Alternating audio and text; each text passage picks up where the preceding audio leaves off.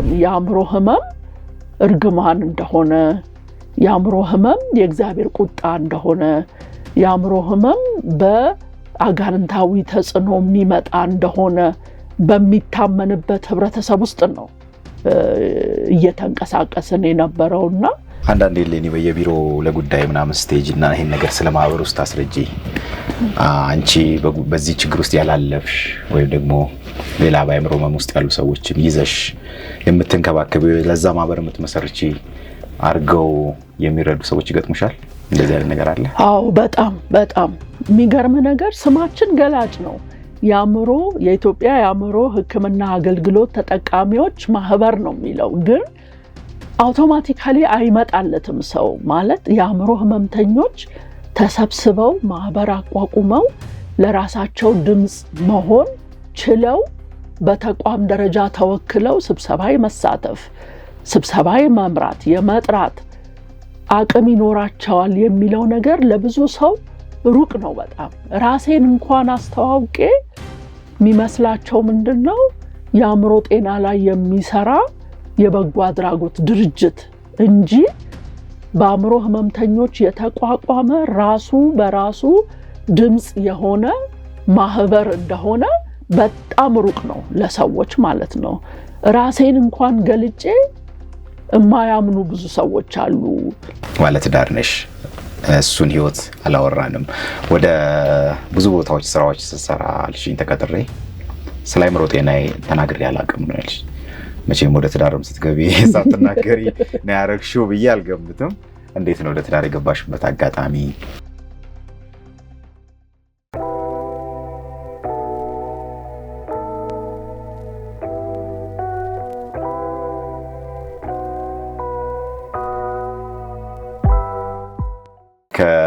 ስለ ማህበሩ አመሰራረት የነገርሽኝ ነበር እንግዲህ ንጁን ስራውን ይብቃኝ ብለሽ በአእምሮ ጤና ላይ ለመስራት ወሰንሽ የሚገርሙት ሁሉም ላይ ስታደርጊ ስራሽን ስትለቂ ወደ ሌላ ስራ ለመሄድ ሳይሆን ወይ ለመማር ወይ ደግሞ ረፍት ለማድረግ ብለሽ ነው ይሄ ውሳኔሽ የሚገርም ነው ማለት የተደላደለ ሊባል ለሚችል ስራ ላይ እየሆንሽ ነው ወደ ቀጣዮቹ የምታልፊው አሁንም ትልቅ የሚባል ውሳኔ ነው ወሰንሽ ይመስለኛል በህይወትሽና የኢትዮጵያ የአእምሮ ህክምና ተገልጋዮች ማህበር እንዲመሰረት ሆነ እንግዲህ መንገዱን ንገሪኝ አሁን ቅድም በአንድም በሌላም ስናነሳው የነበረው ማህበረሰብ ውስጥ ያለው አስተሳሰብ ምኑ አሁን ማህበር ልትሆኑ ስትነሱ በየቢሮም የሚፈቀዱ ቦታዎች ላይ ስትገቡ ያው ሰው ስለሆነ መልሶ እዛ ጋር ደግሞ ተቋም ይመራው ሊከብዳችሁ የሚችል አስቸጋሪ ሊሆን የሚችል ነገሮች እንደሚኖሩ አውቃለሁ ያ ጉዞ እንዴት ነበር እንዴት መሰረታችሁት ያንማ ጥሩ ጥያቄ ነው የጠየከኝ ቀላል አልነበረም እውነት ለመናገር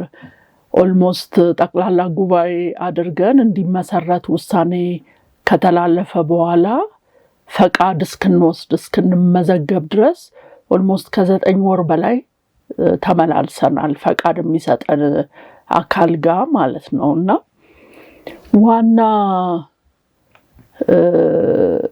ተግዳሮት የነበረው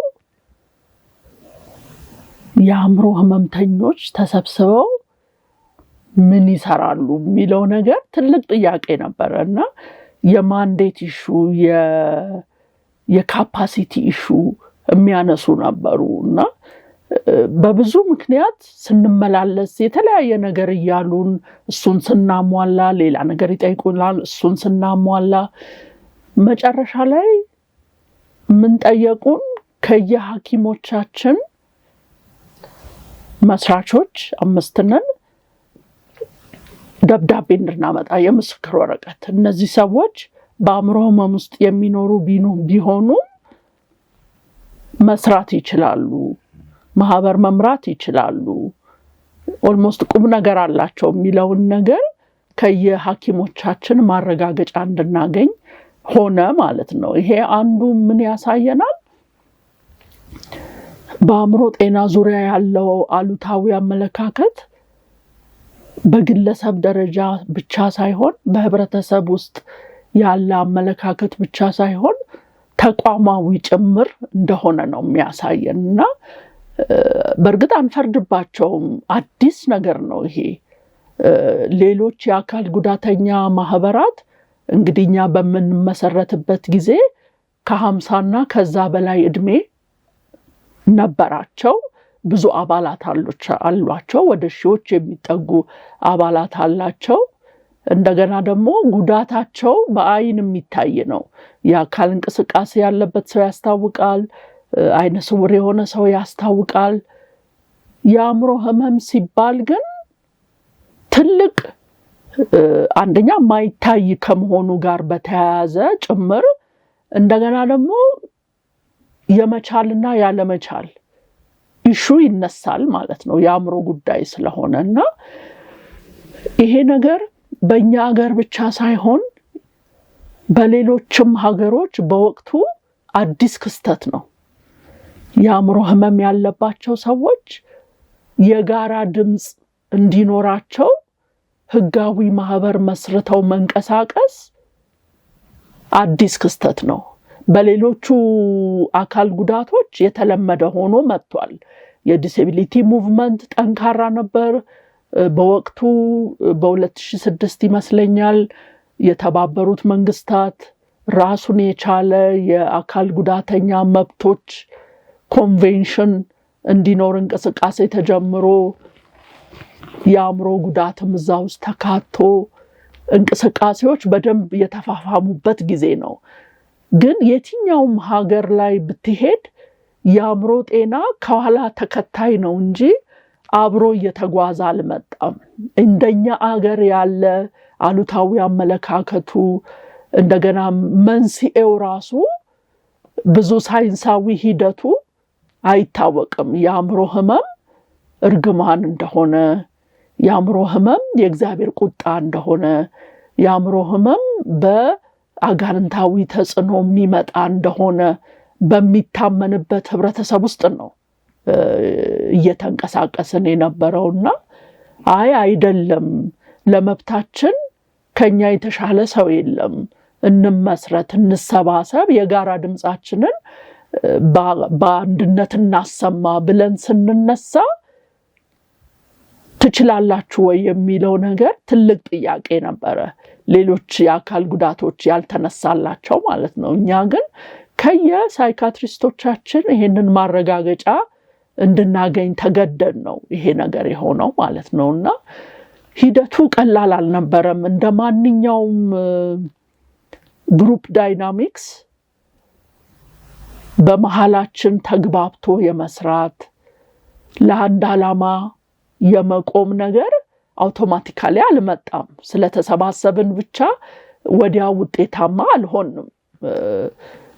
እንኳን የአእምሮ ህመም ተጨምሮበት ማንኛውም ማህበር ማንኛውም ስብስብ የተወሰነ ሂደት አልፎ ነው የጋራ ማንነት የሚፈጥረውና ያንን ሂደት የሄድንበት ሂደት መስራቾችን እስከማጣት ድረስ የደረስንበት ጊዜ አለ። አንድ እህታችን አብራን ለምሳሌ ባነሳ አንድ እህታችን አብራን ልትመሰርት ፈቃደኛ ሆና ሂደቱን ከጀመርንና የሚመዘግበን አካል ጋር መመላለስ በጀመርንበት ጊዜ እንዳጋጣሚ አለመግባባት ተፈጠረ እና ሺፌል ምን ተሰማት ያቺ ሴት እንትን ይጻፍ ነበረ የትምህርት ደረጃ የመስራቾች ፎቶአችን የትምህርት ደረጃ አድራሻ ምናምን የሚሞላበትን ቅጽ እየሞላን እያለ እንዳጋጣሚ በትምህርት የገፋች ሴት አልነበረችም እና ይሄንን ፋሲሊቴት የምታረገው ከኛ መሃል አንዲት ልጅ ነበረችና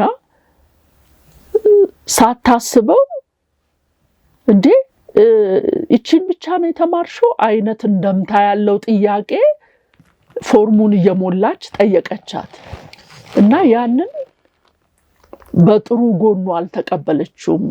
she felt attacked በቃ ብቁ እንዳልሆነች ለዚህ ማህበር ብቁ እንዳልሆነች አይነት ነገር እንዲሰማት ሆነ እና ቶታሊ ከማህበሩ ጋር ምንም አይነት ግንኙነት እንደማትፈልግ ያህል ድረስ ውሳኔ ወሰነች ማለት ነው።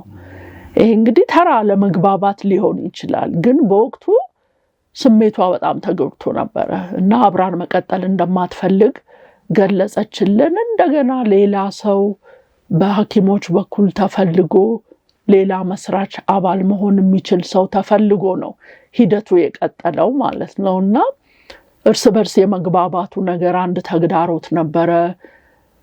እንደገና ደግሞ በአእምሮ ህመም ውስጥ ስታልፍ አንዱ የሚያስቸግርህ ነገር ራስህን የመጠራጠር ነገር ነው። ራስህን መጠራጠር ስልህ ታውቀዋለህ ፖቴንሻል እንዳለ ታውቀዋለህ፣ ግን ካደክበት እንደገና ከህመሙ ጋር በምታሳልፈው ተግዳሮት በማህበረሰብ እይታ በዚህ ሁሉ የተቃኘ ይሄ ሰልፍ ስቲግማ የሚሉት ለራስ ያለ ግምት ዝቅ የማለት ነገር ሁላችንም ውስጥ ነበረ። ይሄ ነገር በሂደት ነው የተቀረፈው እንጂ ተሰባስበን ማህበር ስለሆንን የምዝገባ ፈቃድ ስለተሰጠን አውቶማቲካሊ የመጣ ነገር አይደለም። በብዙ ስብሰባዎች፣ በብዙ ስልጠናዎች፣ በመስራት ሂደት፣ ድምጽ በመሆን ሂደት በዛ መሃል የተቀረጸና የተቀረፈ ነገር ነውና አሁን ያሉን አባላት ራሳቸውን የሚያውቁ ከመስራቾችም ውጪ የሥራ አስፈጻሚ ኮሚቴ አለን። ለአእምሮ ህመምተኛው መብት የቆመ ማህበር እንደሆነ ኮሌክቲቭ አይደንቲቲ ኖሮናል አሁን ማለት ነው። ከኛ የተሻለ ለመብት ድምጽ መሆን የሚችል ሰው እንደሌለ አምነንበት እየተንቀሳቀስን ነው ማለት ነውና ሂደቱ ይሄንን ይመስላል። አሁንም እየተማርን ነው። ስቲል አዳዲስ አባላት ሲመጡ የማብቃት ስራ ትችላላችሁ፣ እኛ ችለናል፣ በዚህ ውስጥ አልፈናል እያልን የማብቃት ስራ የመስራቱ ሂደት የሚቆም አይሆንም ማለት ነው። ምን ያክል አባሎች አሉ? አሁን እንግዲህ ከውጪ አትችሉም የሚለው ግፊት ራሱ እንዳለ ሆኖ ደግሞ አባል ለመሆን ደግሞ የሚመጡትን ማግኘት ከባድ ይመስለኛል። ምክንያቱም አንቺ ራስሽ ያለሽበትን ዛሬ ለመድረስ እንትን ያልሽበትን መደበቁ ለቤተሰብም ለምን ሲባል የሚደረገው ሽሽት አለ። አንድ ሰው እኔ የአእምሮ ህመምተኛ ነኝ እዚህ ማህበር አባል ሆናለሁ ብሎ መምጣት በራሱ እንዲሁ ሳስበው ከባድ ይመስለኛልና አሁን የት ደርሳችኋል? ምን ያክል አባሎች አሉ? ሲመጡስ ቀልድ ነው ወይ እንደሚታሰበው? በጣም እኛ አንድ ሰው ጆይን ሲያደርገን ያለንን ደስታ ልነግርህ አልችልም። ምክንያቱም በብዙ ሂደት ውስጥ አልፎ ነው ያ ሰው ፎርማል የሆነ የአእምሮ ህመምተኞች ማህበር ተቀላቀለ ማለት ኦልሞስት ራሱን አሳልፎ እንደሰጠ ነው የምንቆጥረው ማለት ነው። ማለት ካለው አሉታዊ አመለካከት ካለው ሂደት አንፃርና አብዛኛው ወደኛ የሚመጣ ሰው ቢያንስ ህመሙን ተቀብሎት ነው የሚመጣው። ይሄ ህመሙን የመቀበል ሂደት በአእምሮ ህመም ማገገም ሂደት ውስጥ ትልቅ ወሳኝ ፖይንት ነው። መቀበል መቻል ማለት ነው። ስትቀበል ነው እንዴት ላሻሽለው፣ ተስፋ አለኝ፣ ልማር፣ ልስራ እችላለሁ የሚለው ነገር በሂደት የሚመጣው መጀመሪያ ከመቀበል ነው እና እኛ ጋር የሚመጡ ሰዎች ያንን ሂደት አልፈው አሉታዊ አመለካከቱን ሰብረው ለመምጣት ሲወስኑ ይሄ ትልቅ ውሳኔ እንደሆነ ነው የምናስበውና ቀላል አልነበረም። አባላት ለማግኘት ብዙ መንገድ ሄደናል፣ አልተሳካልንም እንጂ በተለይ በመጀመሪያዎቹ አመታት ፈንድ አግኝተን ባለን አቅም ብሮሸሮች አሳትመን በየሆስፒታሉ 200ም 300ም እንግዲህ እኛ ሐሳባችን የነበረው ፍላየርን በትናለን ግን የሚመጣውን ሰው እንዴት ነው የምናደርገው? ህዝብ የሚጎርፍ ነበር የመሰለን ማለት ነው። እኛ ወተናል፣ ስለዚህ ሌሎችም ጆይን ሊያረጉን ፈቃደኛ ይሆናሉ የሚል አመለካከት ነበርና በወቅቱ ቢሮም አልነበረንም፣ ሰራተኛም የለንም፣ ብርም የለንም እና ይሄ ሁሉ እያለ ግን አባላትን ምክንያቱም ማህበር እስከሆነ ድረስ ዋና ጥንካሬያችን የጋራ ድምጻችን ነው። አባላቶቻችን ናቸው የኛ ትልቁ ሀብታችንና አባላት ማብዛት ትልቅ ፖይንታችን ነበር። እንግዲህ 5 ሆነን ጀመርን እና ሰው የሚጎርፍ ስለመሰለን እንዴት ነው የምናረገው የሚለው ነገር ያስጨንቀን ነበር። ግን የሚገርም ነገር በዚህ ሂደት ፍላየር በመበተን የአእምሮ ሐኪሞች ጋር ሎቢ በማድረግ ፍላየር በማስቀመጥ እንደዚህ የመጣ ሰው 5% አይሆንም አሁን ካሉን አባላት ማለት ነው። ውጤታማ አልነበርንም በዛ ሂደትና ማህበሩም ያን ያህል አልታወቀም። በመንግስትም በቂ እውቅና አልተሰጠንም በወቅቱ እና ያንን ሁሉ ሂደት አልፈን ነው አሁን ከ250 በላይ አባላት አሉን እና ለኛ ይሄ ትልቅ ቁጥር ነው። ምናልባት ከሌሎቹ የአካል ጉዳተኛ ማህበራት ጋር ሲነጻጸር ቁጥሩ ትንሽ ይመስላል። ለኛ ግን አንድ ሰው ማህበሩን ጆይን አደረገ ማለት ትልቅ ፌሽታ ነው። ብዙ ነገር አልፎ ስለሆነ ያ ሰው የሚመጣው ትልቅ አቅም ነውና አሁን እንግዲህ ባለን ስታቲስቲክስ አብዛኛው ሰው የሚመጣው አንድ ባለሙያ ሪፈር አድርጎት ነው። የስነ ልቦና ባለሙያም ሊሆን ይችላል፣ የአእምሮ ስፔሻሊስት ሐኪምም ሊሆን ይችላል። ካሉበት የማገገም ሂደት ሞር ከእንደዚህ አይነት ማህበር ጋር ቢቀላቀሉና ህብረት ቢያደርጉ የበለጠ ይጠቀማሉ ብለው የሚያስቡትን ሰው ሪፈር ያደርጉልናል፣ እንቀበላለን። ሌላው ልክ እናንተ የምታደርጉት የሚዲያ ሚና ከባድ ተጽዕኖ አሳድሯል። በጎ ተጽዕኖ ማለት ነው። በቴሌቪዥን አንድ አባል በሚታይበት ጊዜ ልምዱን በሚያካፍልበት ጊዜ ይሄ እኮ ቀላል አይደለም። በኤችአይቪ በነበረው ሂደትም ራሳቸውን አውጥተው ምስክርነት የሰጡ ሰዎች ብዙ ሰው እንዳዳኑ ለብዙ ሰው እንደተረፉ እናውቃለን። ግን በሚዲያ ወጥቶ እኔ የአእምሮ ህመም ያለብኝ ሰው ነኝ፣ ግን ከአእምሮ ህመም ጋር እየታገልኩ ይሄን አቺቭ ማድረግ ችያለሁ፣ ይሄን መስራት ችያለሁ፣ ከአእምሮ ህመም ጋር ውጤታማ ኑሮ መኖር ይቻላል፣ ይኸው እኔን ተመልከቱኝ ብለው የሚወጡ አባላት እየበዙ በመጡ ቁጥር በሚዲያ ሶሻል ሚዲያችንም ጠንካራ ነው። ብዙ ተከታዮች አሉን በማህበራዊ ሚዲያዎቻችን። በዛ በመናስተላልፈው መልእክት የሚመጡ ሰዎች እየበዙ መጥተዋል አሁን ማለት ነው ሪፈር ከሚደረጉት ውጪና ሂደቱ ቀላል አይደለም። ምናልባት ስለ ማህበሩ ትንሽ ገለጻ ማድረግ የሚፈቀድልኝ ከሆነ ማህበሩ ሲቋቋም ዋናው ዓላማው የጋራ ድምጽ መሆን ነው። የጋራ ድምጽ መሆን ነውና ለአእምሮ ጤና የጋራ ድምጻችንን ለአእምሮ ጤና እናሰማ የሚል ነው ሞቷችን ራሱ ማለት ነውና 5 ዋና ነጥቦች ላይ ነው ትኩረት አድርጎ የሚሰራው። አንደኛው እስካሁን ስለው የነበረው ይሄ የአድቮኬሲ ስራ ለአእምሮ ጤና ድምጽ የመሆን አገልግሎቱን ለማሻሻል ሊሆን ይችላል፣ አዋጆች እንዲወጡ ሊሆን ይችላል፣ የመድኃኒት አቅርቦት እንዲስተካከል ሊሆን ይችላል። ብቻ አእምሮ ህመምተኛውን ወክሎ ድምጽ መሆን፣ ለፖሊሲ ቀረጻ ግብአት መስጠት ሊሆን ይችላል። ይሄ የውትወታ ስራ ምንለውን እየሰራን እንገኛለን እና ጥሩ እውቅና አለን። በጤና ሚኒስትርም ጥሩ የድጋፍ ደብዳቤ ጽፈውልናል። ተባበሯቸው፣ ዓላማቸውን እንደግፋለን የሚል የተለያዩ ሰነዶች የማሰልጠኛ ይሁን የፖሊሲ ይሁን የስትራቴጂ ይሁን እንዳውም ባነሳ ጥሩ የሚሆነው ጥሩ ታይም ስለሆነ አሁን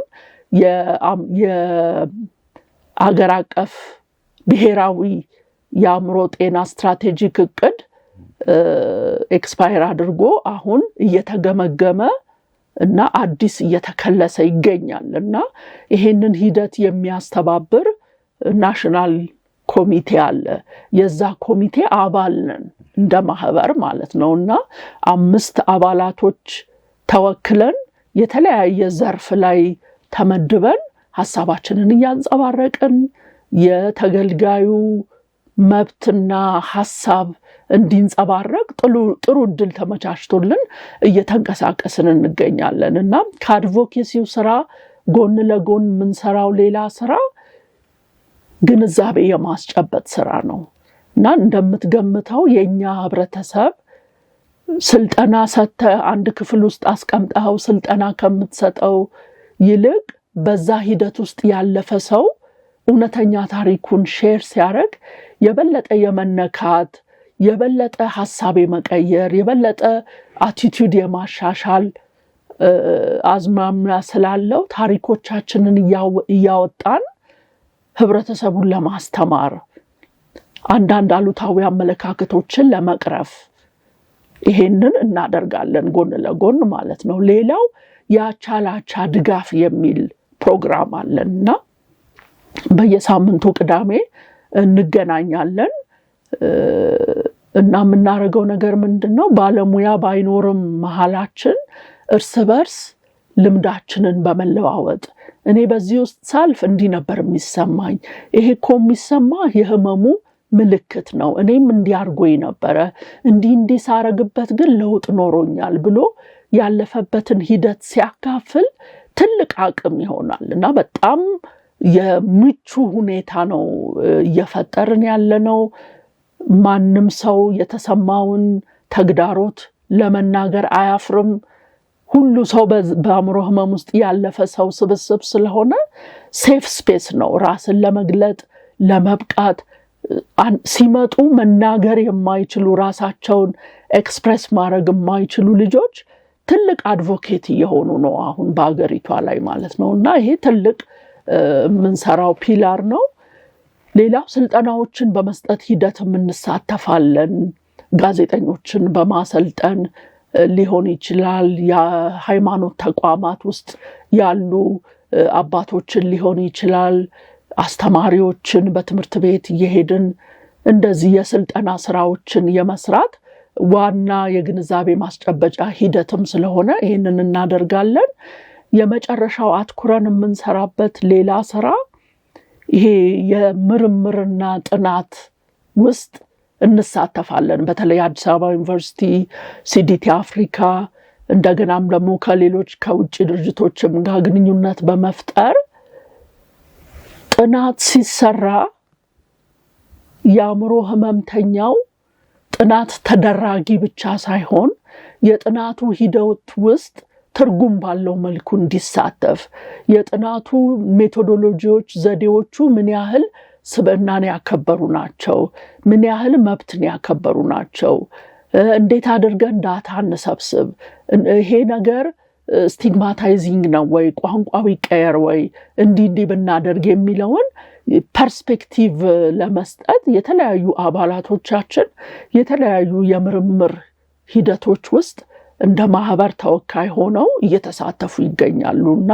ይሄ ትልቅ የምናረገው ስራ ነው እና አሁን የተሻለ ነገር ላይ ነው ያለነው። እውነት ለመናገር በመንግስትም እውቅና አለን። የትኛውም የአእምሮ ጤና ውይይቶች ውስጥ የመሳተፍ እድል ተመቻችቶልናል።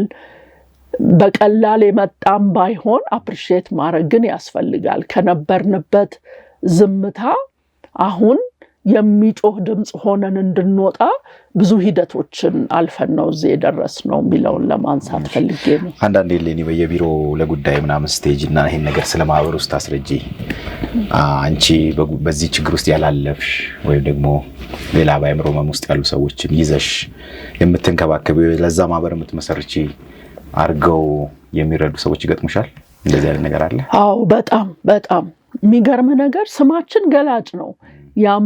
የኢትዮጵያ የአእምሮ ሕክምና አገልግሎት ተጠቃሚዎች ማህበር ነው የሚለው፣ ግን አውቶማቲካሊ አይመጣለትም። ሰው ማለት የአእምሮ ህመምተኞች ተሰብስበው ማህበር አቋቁመው ለራሳቸው ድምጽ መሆን ችለው በተቋም ደረጃ ተወክለው ስብሰባ መሳተፍ፣ ስብሰባ መምራት፣ የመጥራት አቅም ይኖራቸዋል የሚለው ነገር ለብዙ ሰው ሩቅ ነው። በጣም ራሴን እንኳን አስተዋውቄ የሚመስላቸው ምንድነው የአእምሮ ጤና ላይ የሚሰራ የበጎ አድራጎት ድርጅት እንጂ በአእምሮ ህመምተኞች የተቋቋመ ራሱ በራሱ ድምጽ የሆነ ማህበር እንደሆነ በጣም ሩቅ ነው ለሰዎች ማለት ነው። ራሴን እንኳን ገልጬ የማያምኑ ብዙ ሰዎች አሉ። ምናልባት በቀላሉ በመድኃኒት በተስተካከለ የአእምሮ ህመም ውስጥ ያለፍኩ ይመስላቸዋል እንጂ ሳይንሱ እንደሚያረጋግጠው እንግዲህ ባይፖላር ዲስኦርደር ማለት ከባድ ከሚባሉት የአእምሮ ህመሞች ውስጥ የሚመደብ ነው። በዚህ ሂደት ውስጥ አልፈው ከኔ ሌላ አብዛኞቹ በእንደዚህ አይነት ህይወት ውስጥ ያለፉ ናቸው። የስኪዞፍሬኒያ ታማሚ ያለን፣ ዲፕሬሽን በጣም የሚያስቸግራቸው አሉ፣ ኤፒሌፕሲ ህመምተኞች አሉ፣ የተለያየ ስኪዞፍሬኒያም የሚያማቸው አሉ። የተለያየ የአእምሮ ህመም አይነቶች ስብስብ ነው የተሰባሰብነው። ግን ራሳችንን ስንገልጥ ተናግረን እንኳን አንታመንም፣ እንኳን ስማችን ብቻ ተገልጾ ማለት ነውና አሉታዊ አመለካከቱ በጣም ስር ከመስደዱ የተነሳ ለብዙ ሰው አእምሮ ሩቅ ነው። የአእምሮ ህመምተኛ ራሱን አሸንፎ ተምሮ ስራ ይዞ ቤተሰብ መስርቶ ማህበራዊ ህይወቱን በተሳካ ሁኔታ ውጤታማ ኑሮ ይኖራል የሚለው ነገር ለአብዛኛው ሰው ሩቅ ነው። የሚገርም ነገር ነው። አንዱ ለጥያቄ እየተጨረስን ነው፣ ወደ መጨረሻው እንሄዳለን። እንግዲህ በሀገር ደረጃ እናንተም ግፊት እያደረጋችሁ ነው፣ የአእምሮ ህመምተኞች መብቱም እንዲከበር ስለ ጉዳዩም እንዲታወቅ ብዙ ትሞክራላችሁ፣ ቅድምም ስትገልጭልኝ እንደነበረው። በሌላ በኩል ደግሞ የአእምሮ ህክምና ላይ ያሉት ባለሙያዎችም ደግሞ የሚገፉት የራሳቸው እዚህ ሀገር ላይ ሆነው ማየት የሚፈልጉት ነገር አለ። ከሚነሱት ነገሮች አንዱ ለምሳሌ የአእምሮ ጤና ኢንስቲትዩት እንዲኖር ይፈለጋል። የሜንታል ሄልዝ ሎ የአእምሮ ጤና ህግ ኢትዮጵያ ውስጥ መኖር አለበት ብለው ይገፋሉ። አሁን እናንተም መምጣት ተጨማሪ አቅም የሚሆን ይመስለኛል። እዚህ ሀገር እንደ ማህበር ተሰባስባችሁ ይሄ ነገር መሆን አለበት ብላችሁ ስትገፉ እነዚህን ጉዳዮች አብረሽ እንድታነሽልን አሁን የጠቀስኳቸውን ሁለቱ ጨምሮ ምን ያክል ትሰማላችሁ? ከአእምሮ ጤና ጋር የተገናኘው ነገር በሚጠየቀው ልክ ሐኪሞቹም እናንተም በምታነሱት ልክ እየሆነ ነው ወይ?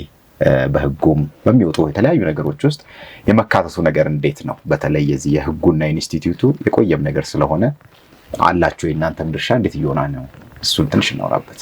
አዎ ብዙ ርቀት ሄደናል። እውነት ለመናገር ከነበረው ሂደት ስታየው ስራ ከጀመርንበት ጊዜ ጀምሮ እስከ ዛሬ ያለውን ሂደት ስታየው ጥሩ ለውጦች እንዳሉ ማመን ያስፈልጋል። ምን ነበር ተግዳሮቱ? እሱ ሌላ ጥያቄ ነው። ግን ያንን ሁሉ ሂደት አልፈን አሁን ጥሩ እውቅና አለን፣ በመንግስት ጥሩ እውቅና አለን።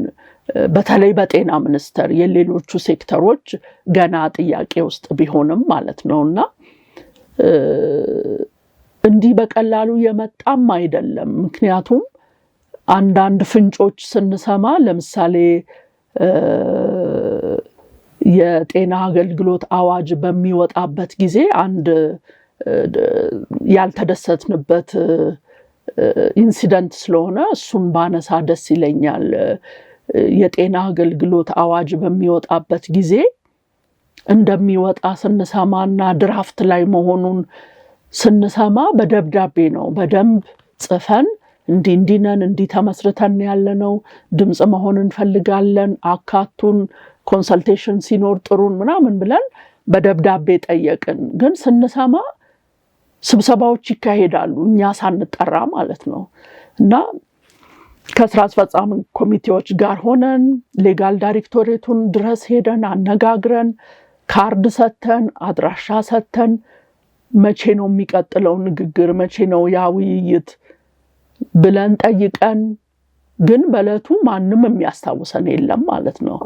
እና ወደ መጨረሻው ሲጠጋ ይሄ ነገር ምንም ግብአታችን ሳይካተት ማለቁ ስለሆነ ብለን በጎ ፈቃደኛ ሁማን ራይትስ ላይ የሚሰሩ የህግ አዋቂዎችንም በጎ ፈቃደኞች አሉንና እነሱን አሰባስበን ከኛም አባላት ብዙ አቅም ያላቸው አሉ እውነት ለመናገር እነሱንም ማካተን ብዙ አንቀጽ ያለው ግብአት የሚሆን ለአዋጁ ግብአት የሚሆን በተገልጋዩ በኩል ያለውን እይታ በደንብ የሚያንጸባርቁ አንቀጾች አካተን ጤና ሚኒስቴር ያኔ ዶክተር ሊያ ነበረችና ለሷ ሲሲ አድርገን ለሚመለከተው ሁሉ ሲሲ አድርገን አስገባን ማለት ነው። እና በስልክ ለመከታተል ሞከርን። ችግር የለውም እናካትታለን አሉን። በጣም ደስ አለን። ሂደቶችን ያው ህግ የሚወጣበትን ሂደት አልፎ እጃችን ላይ ሲደርስ ግን ግብአታችን አልተካተተም ማለት ነው። ይሄ በጣም እንደ ማህበር ያዘንበት ስቲግማው ምን ያህል መዋቅራዊ ራሱ እንደሆነ የተረዳንበት አጋጣሚ ነው። ልክ እንደዚሁ ደግሞ ሌሎች ተሞክሮች አሉን የተሻሉ የሆኑ ማለት ነውና ለምሳሌ የኢንስቲትዩቱ አዋጅ በሚወጣበት ውይይቶች ላይ እድል ገጥሞን በደብዳቤ ተጠርተን ሄደን ተሳትፈናል።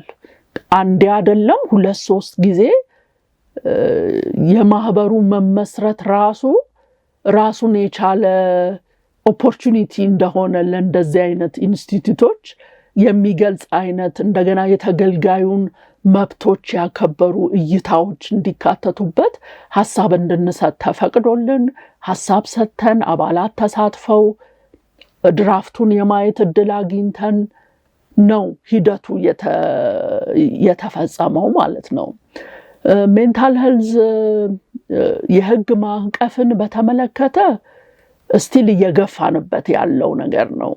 ምክንያቱም ለኛ የአእምሮ ጤና ማለት በመመሪያና በደንብ ሳይሆን በአዋጅ ደረጃ ህግ ወጥቶለት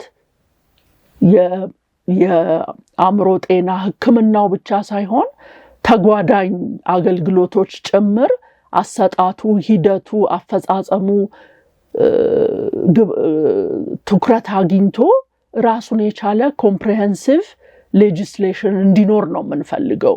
የሚገርም ነገር ከኛ ሀገር በአቅም ያነሱ ከኛ ሀገር አውድ በጣም ያነሱ ሀገሮች እንኳን ለብቻው የአእምሮ ጤናን የሚያስተናግድ የህግ ማዕቀፍ አላቸው እና ይሄንን ሂደት እንደ ባለቤት ለመምራት እርምጃ የወሰንበት ጊዜም አለና ምንድነው አሁን የሰማነውና የተነገረን ነገር ምንድነው?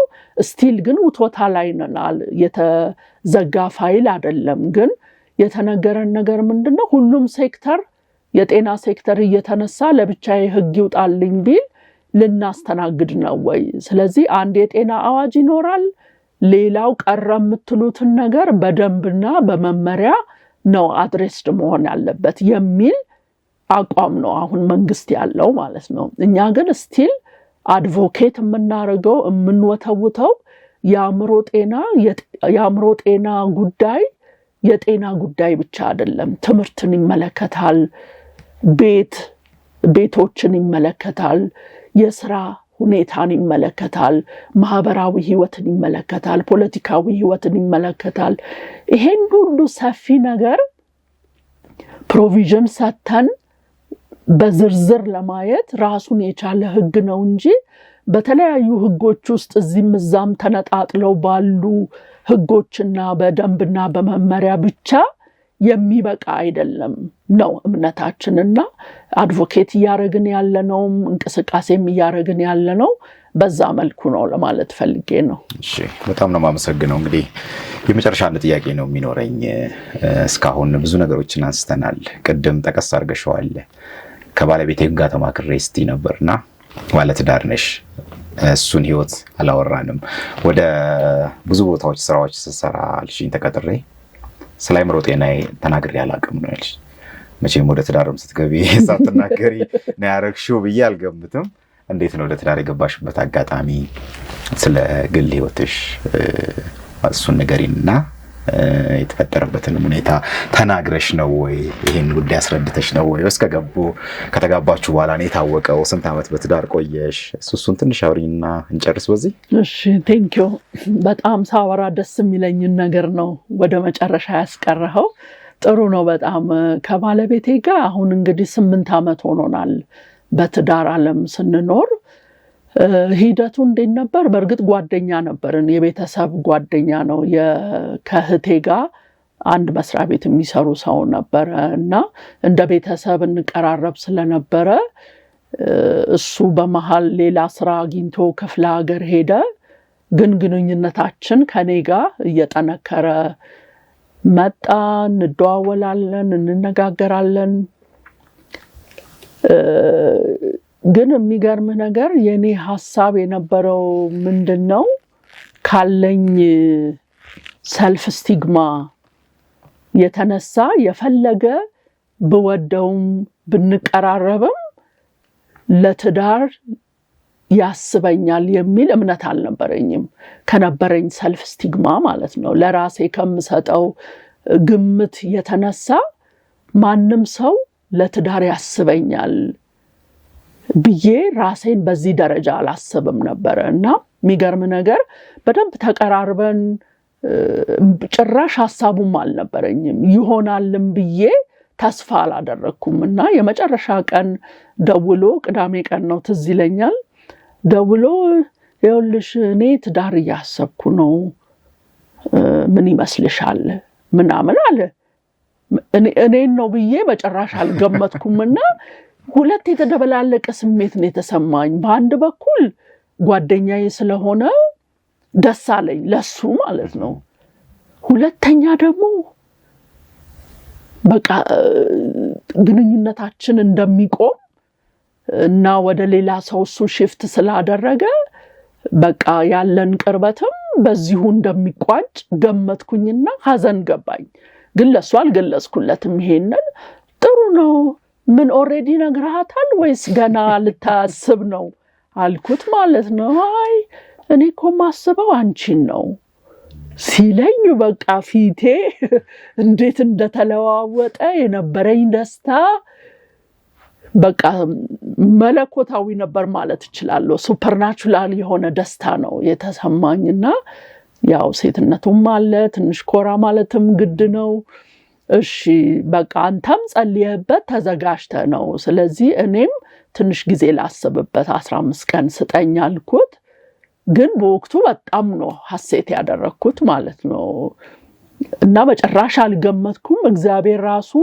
አስቦ የሰጠኝ ሰው እንደሆነ ነው ማምነው ማለት ነውና ምክንያቱም ማን ነው እሱ ስለማያውቅ ነው በወቅቱ እና ሐሳቤ የነበረው እንዴት አርጌ ነው የወደደው ሰው ከአእምሮ ህመም ጋር የሚኖር መሆኑን ምገልጽለት ልንገረው አልንገረው ከነገርኩትስ በምን መልኩ ሊቀበለው ይችላል የሚለውን ነገር ካሰብኩበት በኋላ ምን ተሰማኝ አውቆ ነው መግባት ያለበት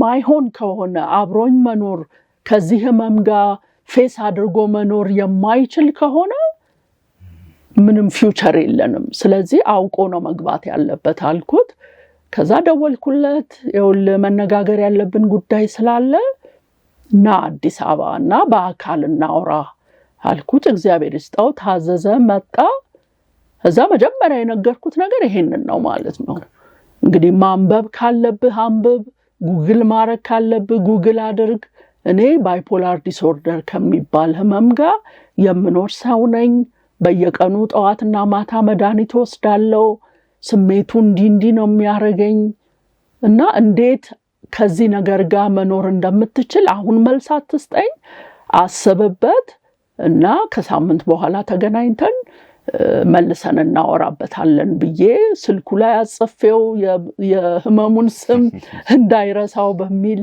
እና በዚህ መልኩ ቀጠሮ ተሰጣተን ተለያየን ስንገናኝ በቃ በጣም ሬዲ ሆኖ ብዙም ተቀራርበንም ስለነበረ የስሜት አታችመንትም ነበረን እግዚአብሔር ምራርቶኝ ፈቃደኛ እንደሆነ ችግር የለውም አብረን መኖር እንችላለን እግዚአብሔር ይረዳናል ብሎ በጣም የእምነት ቃል ነገረኝ በጣም ደስ አለኝ እና በዚህ መልኩ ህመሜን ተቀብሎ ለመኖር ፈቃደኛ መሆኑን ገለጸልኝ በጣም ደስ አለኝ ከዛ በኋላ ብዙ አልቆየንም ወደ 9 ወር ይመስለኛል የቆየነው ከዛ በኋላ በቤተክርስቲያን ተጋባን ትምህርት ተምረን ምን ብለን ተጋባን እና በጣም በህይወቴ